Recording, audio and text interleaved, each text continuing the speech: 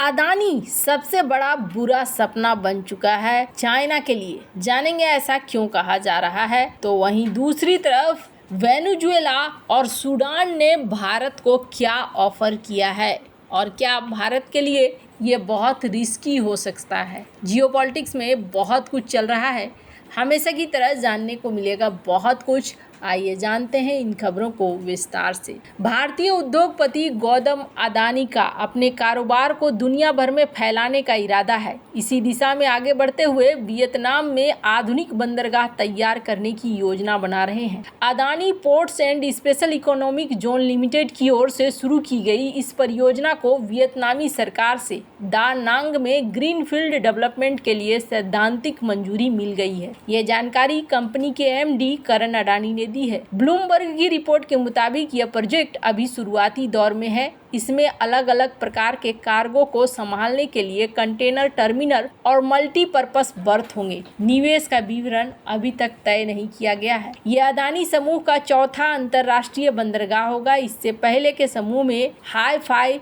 Israel, Colombo, Sri Lanka, डार S सलाम, Tanzania में बंदरगाह है। पिछले शुक्रवार को ही दक्षिण भारत में अडानी के नए मेगा पोर्ट ने अपने पहले मदरशिप का स्वागत किया है। इससे पता चलता है कि कंपनी अंतर्राष्ट्रीय समुद्री व्यापार में अपनी पकड़ मजबूत करने के लिए तेजी से बढ़ रही है। ये ऐसा क्षेत्र है जिस पर फिलहाल चीन का दबदबा है। गौतम अदानी के बेटे करण ने कहा कि हमारा लक्ष्य भारत को एक समुद्री केंद्र के रूप में स्थापित करना है। हम उन देशों पर ध्यान केंद्रित कर रहे हैं जहां बड़े पैमाने पर उत्पादन होता है या बड़ी आबादी है जिससे खपत अधिक होती है। हमारा लक्ष्य इन क्षेत्रों में निर्यात की मात्रा को बढ़ाना है।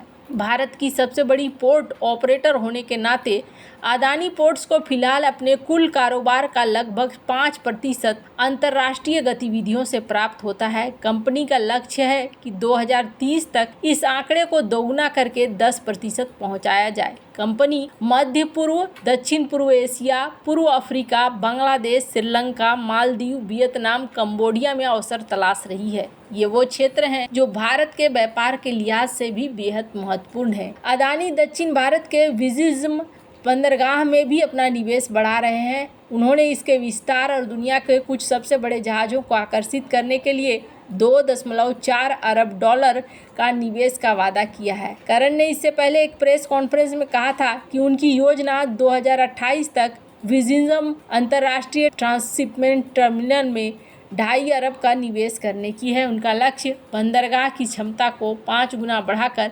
50 लाख TEU करने का है, जो 30 लाख TEU की शुरुआती योजना से कहीं ज़्यादा है। अंतर्राष्ट्रीय समुद्री व्यापार क्षेत्र में चीन से बेहतर प्रतिस्पर्धा करने के लिए अदानी ने विस्तार की समय सीमा को 2045 से घटाकर 2028 कर दिया है।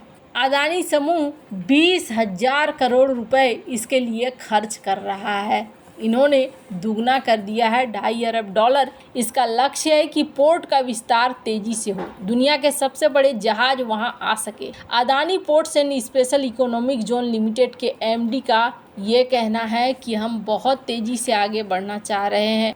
हम दुनिया को कंपटीशन दे सकें और इस व्यापार में सबसे आगे रहें। लिहाजा हमने ईंधन सुविधा, luxury cruise terminal, 20 lakh ton की सीमेंट ग्राइंडिंग यूनिट भी शामिल कर ली है। हाल ही में इस पोर्ट पर पहला मदरशिप भी आया है और इसे ऑपरेट किया गया है। भारत ऐसा लगता है जैसे बहुत तेजी के साथ इस सेक्टर में आगे बढ़ रहा है और ये जो सेक्टर है, ये सेक्टर पहले सबसे ज़्यादा चाइना ने ही शुरू की थी। और आपको बता दें, चाइना अभी भी अपने व्यापार को ज़्यादा आगे बढ़ाने के लिए इंपोर्ट्स का इस्तेमाल करता है। स्क्रीन पर आप देख सकते हैं चाइना ने अभी एक फ्री शिपमेंट का भी, फ्री ट्रांजिट पॉलिसी भी लेकर आया है ताकि उसे ज़्यादा से ज़्यादा व्यापार मिले और ये सारी सुविधाएं होती हैं जिसकी वजह से चाइना को फ़ायदा भी होता रहा है। स्क्रीन पर एक आर्टिकल देखिए।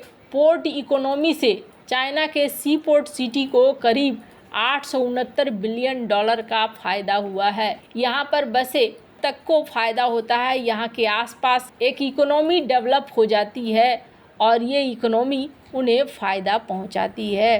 वैसे आपको बता दें, वियतनाम के पोर्ट को लेकर सबकी नज़र थी। यहाँ पर अमेरिका, चाइना, रूस, इन सब की नज़र थी, पर यहाँ पर तेज़ी से अदानी ग्रुप आगे बढ़ रहा है, जो इनकी इकोनॉमी के साथ साथ भारत को एक रणनीतिक रूप से भी महत्व दिलाएगा और ये पोर्ट दुनिया भर में व्यापार को भी सुचारू करेगा। एक मैप देख रहे हैं, चाइना ने कई सारे पोर्ट पर अपना अधिकार जताते हुए और अधिग्रहण करते हुए एक रूट सा विकसित कर लिया है। अब जाकर भारत इस क्षेत्र में आगे बढ़ रहा है, पर कहते हैं ना, देर आए दुरुस्त आए, उसी तरह का सीन भारत के साथ बन रहा है। जहां एक तरफ ये सब कुछ हो रहा है, वहीं दूसरी तरफ भारत एक और बड़ी चीज़ कर रहा है और वो है वेनेजुएला और सूडान जैसे देशों की तरफ तेल के लिए मुड़ रहा है। वेनेजुएला पे हाल ही के समय में अमेरिका ने प्रतिबंध हटा लिया था, जिसके बाद भारत ने फिर से व्यापार को बढ़ाया था, लेकिन एक बार फिर से वेनेजुएला के ऊपर प्रतिबंध ठोक दिए गए, जिसकी वजह से भारत का यहाँ पर तेल को लेकर जो व्यापार था वो व्यापार भी अटक गया। हालांकि भारत का ONGC, जिसके $500 मिलियन अभी भी वेनेजुएला की कंपनी के पास अटके पड़े हैं, वो अमेरिका से बात करना चाह रहा है और अमेरिका से ये रिक्वेस्ट कर रहा है कि आप जो प्रतिबंध लगा कर रखे हुए हो, इस प्रतिबंध को आप हटा लो और इससे क्या होगा कि हम व्यापार कर सकेंगे। हालांकि अमेरिका ने इस चीज़ के लिए अभी हामी भरी नहीं है और अभी तक स्वीकृति नहीं मिली है, लेकिन वेनेजुएला में एक और प्रोजेक्ट है, जिस प्रोजेक्ट के लिए RIL यानी कि रिलायंस इंडस्ट्री लिमिटेड बहुत ही ज़्यादा इंटरेस्टेड है और ये यहाँ पर बाय करना चाहते हैं। इसके अलावा सूडान ने भी भारत को एक ऑफर दिया है अपने तेल के ब्लॉक का, लेकिन सूडान के साथ एक सबसे बड़ी समस्या ये है कि सूडान में गृह युद्ध एकदम प्रबल पे चल रहा है। सूडान में भारत के UN के पीस कीपिंग फोर्स भी तैनात है, लेकिन सरकार अब चाह रही है कि धीरे धीरे तेल और खनिज का व्यापार ये कर सके और इस क्षेत्र में ये आगे बढ़ सकें। यही वजह है कि सूडान की सरकार ने भारत को ऑफ़र किया है। हालांकि भारत इस ऑफ़र को स्वीकार करेगा या नहीं, ये तो आने वाले समय में पता चलेगा, पर हाँ, इतना ज़रूर है कि तेल को लेकर अब भारत पहले की तरह नहीं रह गया है।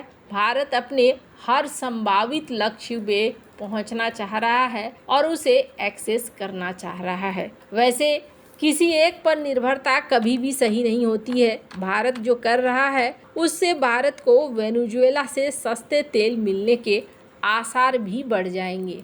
वैसे अमेरिका इस चीज़ के लिए हामी भरता है या नहीं भरता है, ये सबसे बड़ा प्रश्न होगा। अमेरिका के हामी के बाद ही तेल का फिर से व्यापार चल सकता है, वरना ये यहीं पे अटक कर रह जाएगा। वैसे आपको क्या लगता है, इन सब मामले में आपकी क्या राय है, कमेंट कर ज़रूर बताएं। जल्द मिलते हैं अगले वीडियो में नई खबर के साथ।